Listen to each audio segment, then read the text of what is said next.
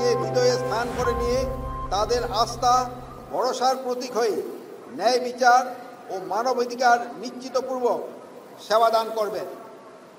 আপনাদের সততা, দক্ষতা ও পেশাদারিত্ব দিয়ে জনসেবার অনুসরণীয় দৃষ্টান্ত স্থাপন করবেন। আপনারা হবেন জনবান্ধব পুলিশিংয়ের এক উজ্জ্বল দৃষ্টান্ত। পুলিশের সেবা নিতে এসে যেন কেউ হয়রানির শিকার না হয়, যেন এটা সবসময় খেয়াল রাখতে হবে। সাধারণ মানুষকে সম্মান করতে শিখুন এবং সম্মান করুন।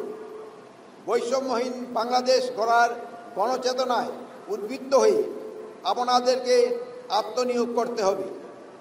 এক্ষেত্রে আপনাদের ব্যর্থ হওয়ার কোনো সুযোগ নেই। আপনাদের প্রতি আমার আহ্বান, জনগণের প্রত্যাশা পূরণ করে কাজ করবেন। জনসম্পৃক্ততা বাড়িয়ে চুরি, ডাকাতি, গুম, খুন, রাহাজানি, মাদকসহ সমাজের সকল অপরাধ নির্মূলে কাজ করতে হবে। জনসেবা ও কাজের মাধ্যমে বাস্তবিক অর্থেই নিজেদেরকে জনবান্ধব হিসাবে প্রমাণ করতে হবে। প্রিয় শিক্ষানবিশ সহকারী পুলিশ সুপারবৃন্দ, বর্তমান যুগ তথ্য ও প্রযুক্তির উৎকর্ষতায় এই যুগে সোশ্যাল মিডিয়ার গুরুত্ব অনস্বীকার্য।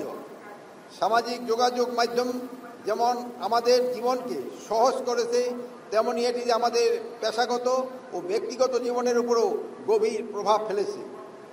একজন সরকারি কর্মকর্তা হিসাবে সামাজিক যোগাযোগ মাধ্যম ব্যবহারে আপনাদের বিশেষ দায়িত্বশীল হতে হবে। সামাজিক যোগাযোগ মাধ্যমে আপনাদের উপস্থিতি যেন সব সময় পেশাদার হয়। পাশাপাশি সরকারি কর্মকর্তা হিসাবে আপনাদের কাছে বিভিন্ন গুরুত্বপূর্ণ ও সংবেদনশীল তথ্য থাকবে। এসব তথ্য শেয়ার করার ক্ষেত্রে সতর্ক থাকুন এবং নিশ্চিত করুন যেন কোনো গোপন বা সংবেদনশীল তথ্য যেন জনসমক্ষে না আসে।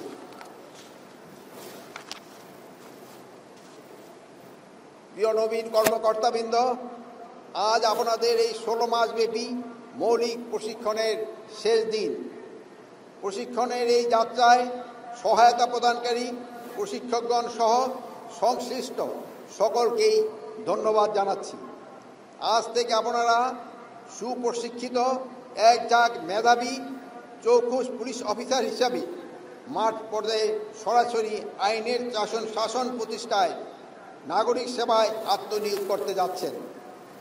আপনাদের এই নতুন কর্মজীবনের সার্বিক সাফল্য ও উজ্জ্বল ভবিষ্যৎ কামনা করছি।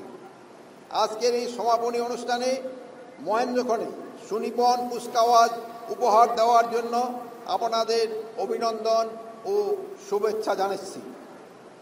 একদিন আপনার কাজেই আপনার পরিচয় হয়ে উঠবে। আপনার কর্মক্ষেত্রের পথ মসৃণ হোক এবং আলোকিত হোক আপনার সেবা। পরিশেষে আমি আজকের এই আয়োজনের সাথে জড়িত সকলকে ধন্যবাদ জানিয়ে আমার বক্তব্য শেষ করছি। মহান সৃষ্টিকর্তার আমাদের সহায় হন। আল্লাহ হাফেজ।